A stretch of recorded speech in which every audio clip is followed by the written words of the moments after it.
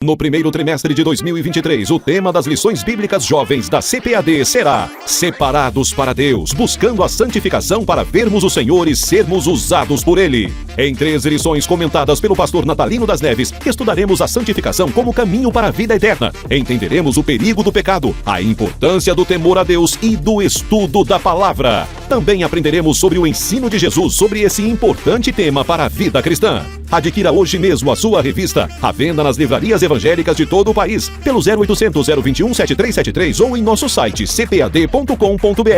Lições Bíblicas Jovens, um produto com a qualidade CPAD.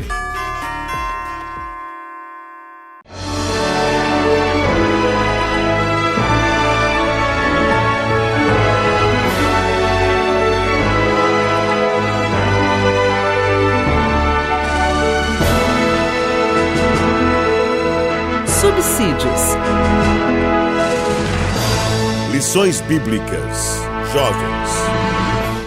Lição 3. O temor a Deus e o caminho da santificação. Retornamos com a lição de número 3. Então já vimos as duas primeiras lições. A primeira introdutória ao trimestre, a segunda, uma lição, ao meu ver, espetacular, que é a lição que fala da perspectiva humana do pecado e a perspectiva de Deus.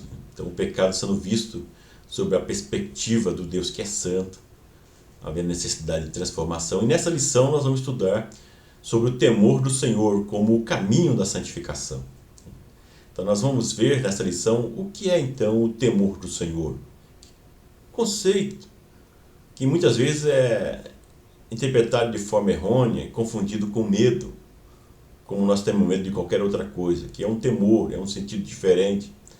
E para isso nós vamos falar no segundo tópico sobre o livro de Eclesiastes, que é um livro que traz como tema principal o temor do Senhor. Então nós vamos ver sobre o livro de Eclesiastes e as futilidades da vida, porque é um livro poético e que fala sobre a vida do ser humano. Tem uma visão diferente dos demais livros da Bíblia, similar aos demais livros poéticos, onde analisa a vida como ela é, o dia a dia. E por fim nós vamos ver que o temor a Deus dá sentido à vida. É um temor que dá sentido para que as pessoas possam entender por que elas estão aqui. Qual é o sentido da sua existência? O texto que eu utilizo para uma reflexão é Eclesiastes capítulo 12, verso 1 a 4, o poema que fala sobre o envelhecimento do ser humano. Um texto bem conhecido e que vai nos trazer um exemplo muito grande de como devemos estar atentos para os pequenos detalhes da rotina diária, para nós que buscamos o caminho da santificação. Então nós vamos ver que o temor do Senhor é o princípio da sabedoria, mas também é o princípio, para o caminho da santificação. Ele não pode ser confundido com ter medo de Deus, como eu já disse, nem de ter ir para o inferno, mas é um temor como uma reverência, uma gratidão que produz uma vida de santidade sincera e livra do medo, sim, do julgamento divino. Primeiro tópico, então, trabalhamos o que é o temor do Senhor. O primeiro item já diz, o temor do Senhor não é ter medo de Deus. Então, quando se fala em temer algo, a primeira coisa que vem à mente é que esse algo provoca medo e assombro. No caso do temor do Senhor é diferente. Ele não causa opressão, ele não causa insegurança nem perturbação, pelo contrário. Esse temor está ligado mais na relação de amor do que de medo, essa relação de amor de Deus para com a humanidade e a retribuição da humanidade, do ser humano para com Deus, em ter medo, ou no ter medo no sentido de desagradar a Deus, de não fazer a vontade de Deus. Então o cristão salvo, por amor, ele tem medo de desagradar e entristecer a Deus e o seu Espírito Santo. Afinal, como ter intimidade com alguém de quem você tem medo e pavor? Como você vai ter intimidade com uma pessoa que você tem medo e pavor dela? Isso não existe. Isso é impossível. Seria uma relação doentia e prejudicial. Então, por isso que é importante destacar essa relação de amor. O temor está debaixo da relação de amor entre o ser humano e Deus. Nós vemos o exemplo do Salmo 40, eu deixo no livro, na lição, eu não lembro, acho que eu não cito esse texto. O Salmo 40 é um exemplo muito grande desse temor a Deus, de servir a Deus por gratidão, né? Por amor. O Salmo 40 é aquele que fala: as minhas orelhas furaste. O Salmo 40, quando era novo convertido e lia ali o salmista dizendo: as minhas orelhas tu furaste, eu ficava sem entender o que o Salmo quer dizer, o que o salmista quer dizer com isso. Então fui pesquisar e vi lá em Levítico que um escravo, quando ele conquistava a sua forria, a sua liberdade, e ele quisesse continuar naquela casa por amor ao seu senhor ou alguém da sua família que ali continuava na casa, então ele dizia ao seu senhor que queria continuar servindo a ele ali, agora não mais por obrigação, mas voluntariamente. Então, confirmado isso, o seu senhor levava diante do juiz e dizia para o juiz: olha, esse senhor, essa senhora, essa pessoa é meu escravo, minha escrava, e agora ele conquistou a sua forria, a sua liberdade, mas de livre, espontânea vontade quer continuar me servindo. Eu trouxe aqui para formalizar isso. Daí o juiz pergunta: é verdade isso mesmo? Você quer continuar servindo seu senhor, mesmo sabendo que você pode ser livre? Sim. Então ele chamava lá o seu oficial e mandava furar a sua orelha, para que todo mundo que visse aquele escravo sabia que ele era um homem livre, mas de livre e espontânea vontade estava servindo aquele senhor. Então o salmista, quando ele escreve assim: Senhor, as minhas orelhas tu furaste, ele está dizendo o seguinte: Senhor, eu sirvo ao Senhor não por ter medo, mas eu sirvo ao Senhor por gratidão, por amor a Ti. E é dessa forma que o cristão deve servir a Deus. É não por ter medo de Deus, nem de ir para o inferno, mas por amor a Deus, por amor a tudo que Deus tem feito por ele, pela sua vida, continuar servindo ao Senhor por gratidão e por amor. O segundo item tem um título: temor define a quem a pessoa serve. Então, quando você teme alguém, você serve aquela pessoa, no sentido desse temor.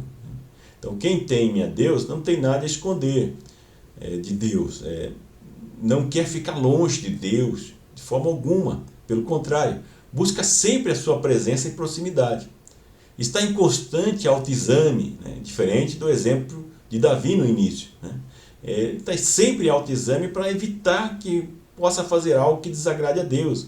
Por isso aquele comentário que eu disse: tem que estar atento aos detalhes, quer seja em pensamento, quer seja em ato ou mesmo em omissão. Tem que estar atento para ver se você não está agindo de uma forma contrária à vontade de Deus. Então nós vimos que Davi, após a sua experiência relatada na lição que nós vimos na lição 2, na lição anterior, estava constantemente pedindo a Deus para que ele pudesse estar atento a esse detalhe. No Salmo 139, no verso 23 e 24, ele diz: sonda-me, ó Deus, e conhece o meu coração, prova e conhece os meus pensamentos, vê se há algo em mim, algum caminho mau, e guia-me pelo caminho eterno. Então nós vemos aí uma postura totalmente diferente. Por quê? Porque você serve a quem você teme. Então quem teme a Deus, ele vive a sua própria realidade. Ele não está preocupado de forma doentia com a sua imagem projetada, com aquilo que ele quer transparecer que ele é e a imagem que ele quer que as pessoas tenham a respeito dele. Ele não tem a intenção de ficar agradando as outras pessoas para receber a aprovação delas. Não. Ele vive a realidade, ele tem uma vida de transparência. Diferente do comportamento de Pedro, que eu deixo na lição aí, quando Pedro estava na Antioquia, almoçando com Paulo e os irmãos da Antioquia, que na sua maioria eram gentios, e de repente chega os de Jerusalém, enviado por Tiago e os líderes de Jerusalém, nos diz que ele imediatamente sai da mesa que ele estava com seus irmãos, temendo, né, os irmãos que estavam vindo de Jerusalém. Então coloca ali que Pedro estava, na realidade, temia, né, aos líderes, temiam as pessoas, independente da sua transparência, da sua pureza. É por isso que Paulo, neste momento, repreende. Ele repreende de forma veemente, porque Pedro temia os obreiros conservadores de Jerusalém, e isso levou a uma atitude hipócrita. Então Pedro chama a atenção, porque ele estava agindo daquela forma com medo de quem? Da liderança, querendo mostrar uma vida não transparente, sendo hipócrita no seu relacionamento, no seu comportamento, na sua atitude. O próprio Pedro. O item C vai demonstrar que o temor do Senhor é uma forma de ter intimidade com Deus, está relacionado com a intimidade com Deus.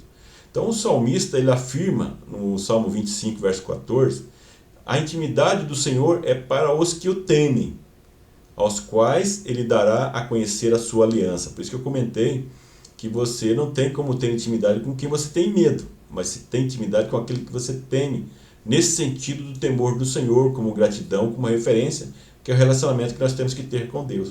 Então, somente quem coloca Deus em proeminência na vida é que pode ter intimidade com Deus. Mas essa intimidade não pode ser confundida também. Então, pessoas que entendem Deus é Pai, realmente Ele é Pai, mas não pode esquecer que Deus é juiz. Então, aqui existe o temor também no sentido de ser obediente a Deus, né? Para ser livre também do julgamento de Deus, porque Deus não faz barganha, né? Diferente do que muitos pregam por aí. Deus é um Deus justo, é um Deus santo. O autor da carta aos Hebreus, ele recomenda servir a Deus agradavelmente, com reverência e santo temor. Então os cristãos devem amar a Deus o suficiente para obedecer, é o que eu coloco no livro. Amar a Deus o suficiente para obedecê-lo, debaixo do temor do Senhor. É por isso que Deus corrige. Quem você tem intimidade, você chega à pessoa e fala claramente, abertamente, com sinceridade. Então a intimidade com Deus serve também para sermos repreendidos, como Deus fez com Davi, no sentido de dar uma orientação, porque Deus nos corrige para sermos participantes da sua santidade. Lá o autor dos Hebreus fala sobre isso também no capítulo 12, do verso 9 a 10. Então não troque a sua intimidade com Deus por momentos efêmeros, por prazeres momentâneos, como Davi fez no exemplo que nós vimos na lição anterior. Mas, pelo contrário, atenda ao conselho de Tiago, Tiago 4 e 8, e chegai-vos a Deus e Ele chegará a vós. Então, o temor do Senhor, que leva as pessoas a chegar a Deus, e isso traz intimidade com Deus. Tópico 2, coloquei o título de O Livro de Eclesiastes e as Futilidades da Vida. Como eu disse, o livro de Eclesiastes ele é um livro poético e de sabedoria. Então são livros que tratam do dia a dia, da rotina. Se você pega os livros de sabedoria poéticos, nós vemos que eles vão falar assim das questões naturais, simples, comuns dos seres humanos no dia a dia. Ele não fala das coisas do céu, não fala de coisas sobrenaturais, mas ele fala de questões assim, simples. Por isso que é muito interessante o livro de Eclesiastes como um livro de sabedoria para a vida, né? Muitas pessoas não dão devido valor a esse livro, né, por ser entendido como poéticos, e muitos entendem que não contém questões teológicas com profundidade. Pelo contrário, porque traz uma teologia aplicada à realidade. Então esses livros não contêm não somente temas teológicos profundos, pelo contrário, além de temas teológicos profundos, eles também trazem orientação para uma vida cristã de prática e em santidade. Por isso que eu gosto muito desses livros, os livros poéticos, os chamados livros de sabedoria. Então o livro de Eclesiastes ele apresenta uma sabedoria simples, franca, que tem como preocupação a fronteira da vida, né? As coisas que realmente são simples, mas que realmente fazem a diferença, que são importantes para a nossa vida. Então o autor de Eclesiastes ele condena as futilidades da vida e conduz o leitor a uma valorização do que realmente é importante, né? O abandono às vaidades, a valorização da sabedoria que destaca o tempo de Deus para todas as coisas. Isso é muito importante, nós sabemos aproveitarmos o tempo, como nós vamos ver mais à frente, que é um dos temas principais também do livro de Eclesiastes. Então a vida de santidade acontece na vida cotidiana, no simples, como eu disse na primeira lição. Tem muitas pessoas que pintam a santidade totalmente diferente do que ela realmente é.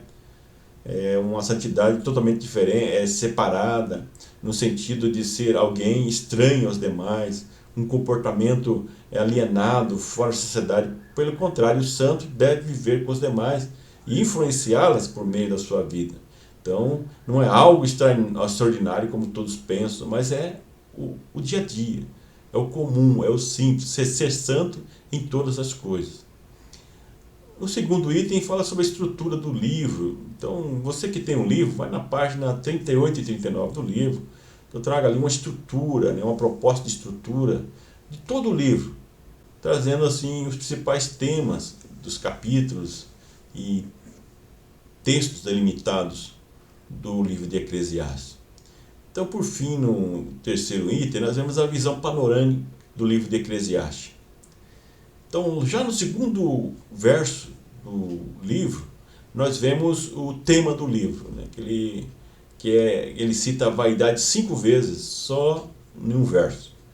Ou seja, a palavra, quando ela se repete várias vezes, é porque ela é importante. Quando você vai ler um texto, se ela se repetiu várias vezes, essa palavra é a palavra-chave do texto e vai ajudar você a interpretar o texto. Então, a palavra vaidade, dentro do contexto de Eclesiastes, está intrinsecamente relacionada com a palavra morte. Porque ali ele deixa bem claro que é a morte que pode frustrar todos os projetos que estão debaixo do sol, que é uma palavra que se repete muitas vezes, ou seja, debaixo do sol, ou seja, no dia a dia, aqui na Terra. Então, por mais que o ser humano possa fazer plano, se a morte vier, o plano vai água abaixo, porque ele não tem controle sobre a morte. Então, as inquietações da vida são atribuídas pelo autor como de vontade divina, Deus no controle de todas as coisas, por mais que pareça que não. O autor diz que quanto mais se busca prazer, menos ele é encontrado. Interessante essa colocação do autor no livro de Eclesiastes. Então vale muito a pena você estudar o livro de Eclesiastes, quando for ministrar essa lição, buscar tudo isso, que nós vemos que ele diz que do que vale tudo se no final da vida você vai perceber que correu atrás do vento, que não fez sentido aquilo que você buscou, que tanto você lutou. Você buscou na realidade o que é transitório, insubstancial, que não tem valor.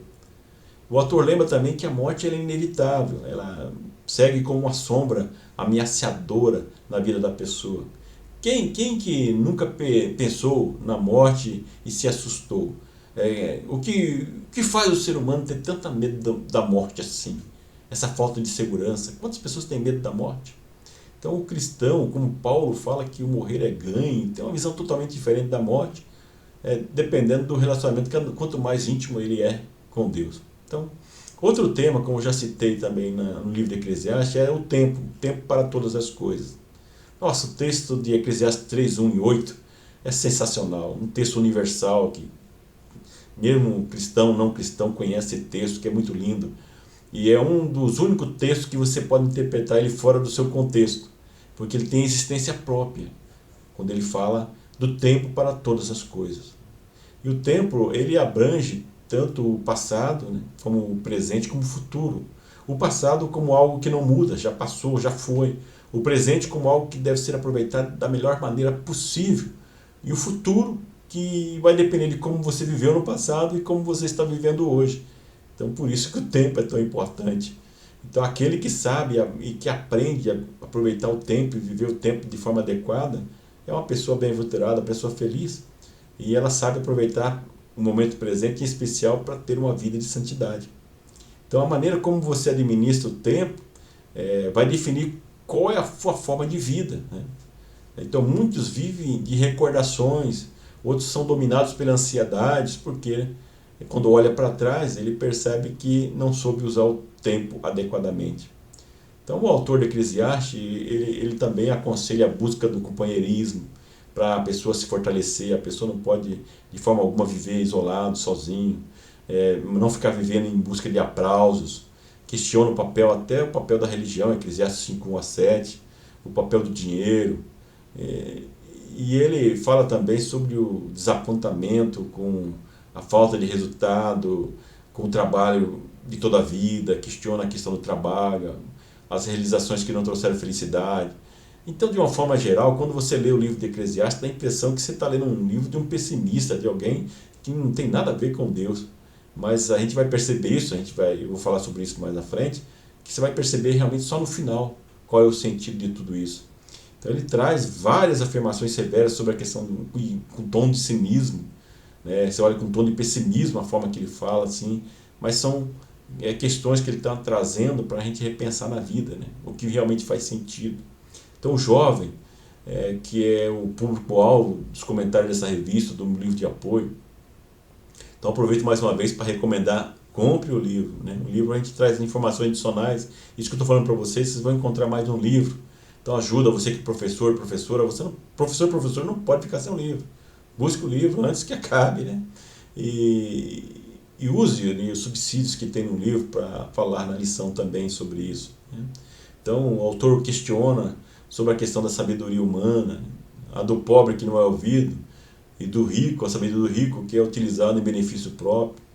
Então ele continua assim falando de ondas de pessimismo no relacionamento com as pessoas, mas no sentido de levar as pessoas a refletir sobre a vida. O tópico 3, do temor do Senhor, como algo que conduz os passos no caminho da santidade. Então faço aí uma relação do temor do Senhor com a santidade para fechar o tema da lição de hoje.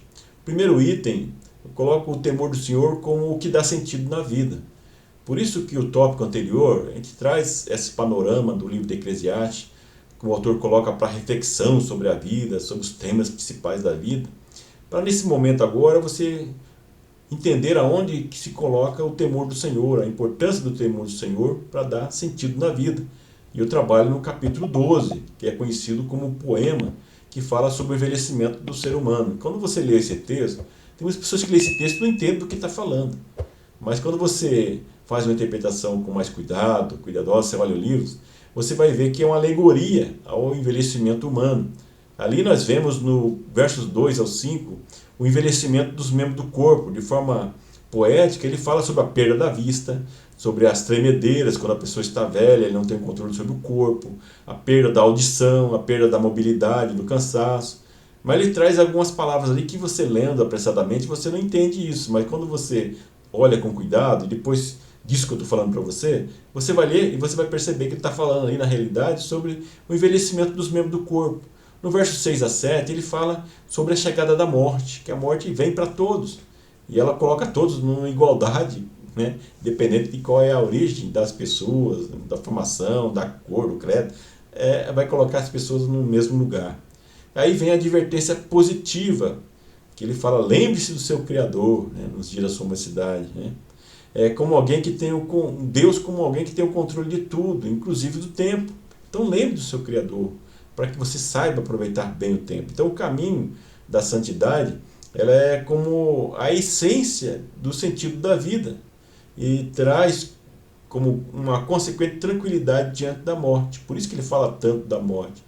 Então quando você coloca o temor do Senhor em primeiro lugar na sua vida, em busca de uma vida de santidade, é que vai trazer essa tranquilidade diante da morte, que ele coloca ali como algo que assombra as pessoas. Então as pressões sociais, econômicas, produzem colapso na vida das famílias tradicionais e muitas vezes tiram o sossego dos pais e dos filhos, né? Existe uma busca desenfreada pelo poder a qualquer custo. Existe um relaxamento moral, principalmente nos dias que nós vivemos, a inversão de valores, a falta de referência que nós vemos muitas vezes até dentro das igrejas, né? E isso tem impactado a fé de muitas pessoas, né? É por isso que o conselho final, né, do autor é temer ao Senhor e obedecer os seus mandamentos. E dizer que é nisso que traz sentido na vida. Fora isso, tudo é futilidade.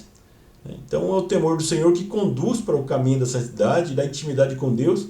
Caso contrário, a vida não valerá a pena ser vivida. É por isso que ele fala do envelhecimento. É um momento que a pessoa olha para trás, analisa a sua vida como foi vivida e muitas vezes muitos percebem que a vida não teve sentido, não valeu a pena. Então o caminho da santidade e o tempo é algo que é trabalhado nesse tema, que é o segundo item desse tópico. Pois o autor foi uma pessoa, ele deixa bem claro que teve muitas oportunidades na vida, mas que aproveitou de uma forma errada, por determinado momento da sua vida. Até o momento que ele faz um autoexame e para pensar, e fala, bom, tudo isso que eu fiz, tantas coisas que eu fiz, foi feito em vão. Eu coloco no livro assim que todo adulto, se ele pudesse, ele poderia olhar para trás e falar assim, muitas coisas eu faria diferente. Hoje, se eu olhasse para trás da minha vida, com a cabeça que eu tenho hoje, muitas coisas eu faria diferente. Então, eu coloco assim que muitos adultos, eles queriam ter, ou querem ter, na realidade, a cabeça de hoje, na idade da juventude, quando era adolescente, quando era jovem. para mudar muitas coisas na sua vida. Então você, enquanto você é jovem, você que está me ouvindo é jovem, aproveite bem esse seu tempo, para que quando você envelhecer, não olhe para esse momento que você está vivendo hoje e fale, poderia ter feito diferente. Então pense isso hoje. Então você pode mudar o seu futuro. Você pode mudar muitas coisas que poderão acontecer na sua vida de forma desagradável se você não buscar o caminho do Senhor. Mas esse autor que fez de tudo, conheceu muitas coisas, teve muita oportunidade da vida e começa a refletir, ele não quer ir ao túmulo sem deixar um conselho para os jovens. E de tudo que ele aprendeu, ele quer deixar um conselho. Ele falou, não façam como eu fiz, aproveitem melhor o seu tempo. Como eu estou dizendo para você agora, né? Aproveitar melhor o tempo de vida que você tem. Por isso que o livro é considerado de sabedoria prática, como já disse anteriormente. Fala do dia a dia, algo compreensível para as pessoas de uma forma simples, assim como Jesus falava. Então, o jovem ele vê a vida diferente do adulto e do idoso, né? Ele parece que a vida não vai acabar, toda a sua jovialidade. Eu lembro quando eu era mais jovem, eu pensava assim, eu via uma pessoa idosa falando, dificuldade, dores no corpo. Eu, não, mas como? Eu não consigo fazer isso. Daí, quando você chega à idade que eu estou hoje, você percebe que muitas coisas que eu fazia eu não consigo fazer mais. As coisas vão mudando, a vitalidade é outra, a disposição é outra. E o jovem sempre está buscando o imediatismo. Então, pense bem sobre a vida, sobre a questão do imediatismo. E o tempo passa, as coisas mudam. Então, aproveite bem o seu tempo. Enquanto você tem, enquanto há tempo, enquanto é o momento presente.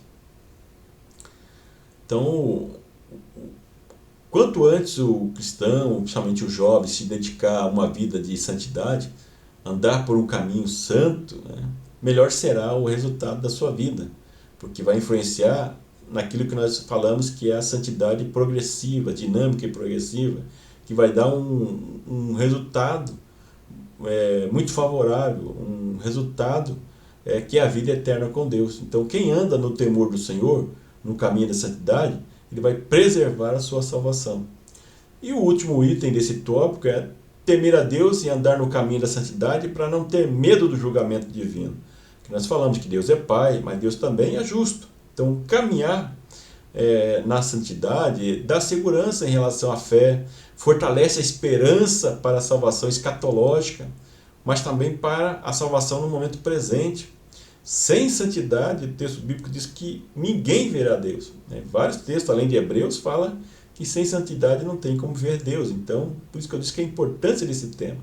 Então, alerta do autor de Eclesiastes, em Hebreus capítulo 12, em especial no verso 14, onde ele diz assim, porque Deus há de trazer a juízo toda a obra e até tudo o que está encoberto, quer seja bom, quer seja mal.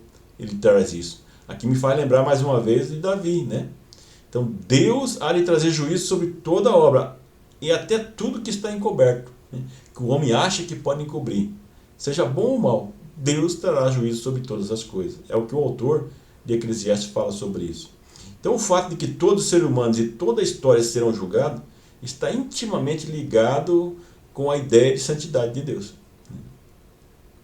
Porque Deus é santo e o texto bíblico diz que ele exige que nós sejamos santos também.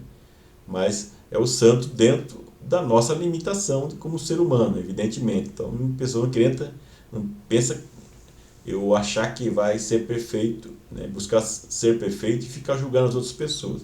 Vai buscar a misericórdia de Deus. Então, Deus como juiz, ele julgará de acordo com as obras de cada um, segundo o seu padrão de santidade, segundo alguns textos bíblicos que eu deixo, em especial no livro, aí, como referência para você pesquisar também sobre isso. Então, o julgamento de Deus não possui o aspecto somente escatológico, mas também se manifesta ao longo da caminhada da pessoa.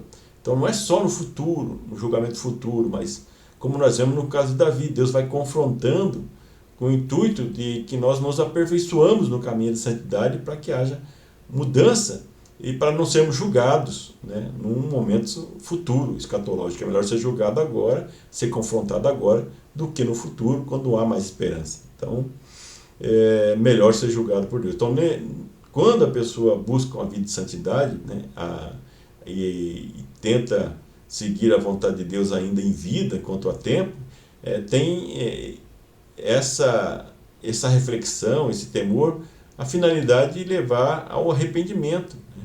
Com vista essa confrontação que Deus faz com relação à sua perspectiva em relação ao pecado, ao erro, trazendo a uma mudança de comportamento e um aperfeiçoamento no caminho da santidade. Então ainda não chegou à perfeição, como o próprio apóstolo Paulo fala sobre isso, Pedro também. Então buscando aí um aperfeiçoamento, né? De glória em glória, né? Buscando sempre melhorar. E então o temor do Senhor é que impulsiona o cristão a se livrar de todo o embaraço de pecado e a busca de santidade. O que a lição então nos traz de exemplo, né? Baseado no temor do Senhor, no livro de Eclesiastes? Eu deixo uma frase, inclusive a conclusão da lição está essa frase que é uma paráfrase que eu fiz do capítulo 12 de Eclesiastes. Se pudesse falar assim, de uma forma mais direta, clara para hoje, para um jovem que vai aprender a lição, então eu coloco aí assim: jovem, aproveite enquanto tem bastante tempo de vida. Ande pelo caminho da santidade por meio do temor do Senhor, para que quando você envelhecer, não se arrependa da forma que você viveu, pois no final terá que se apresentar diante de Deus. Deus que é amor, mas que também é justo, que é juiz, e julgará suas obras segundo a sua palavra, ou seja, a palavra de Deus e a sua santidade, a santidade de Deus. Então, professor, aluno, buscai ao Senhor, temei ao Senhor, né, com base no amor, na gratidão, ande pelo caminho da santidade, para que ao olhar para o final, no final olhar para a sua vida, você possa dizer assim: valeu a pena viver. Essa é uma vida que vale a pena ser vivida, quando ela está debaixo do temor do Senhor. Então, que Deus, na sua multiforme graça e misericórdia, vos faça compreender a profundidade dessa lição de hoje.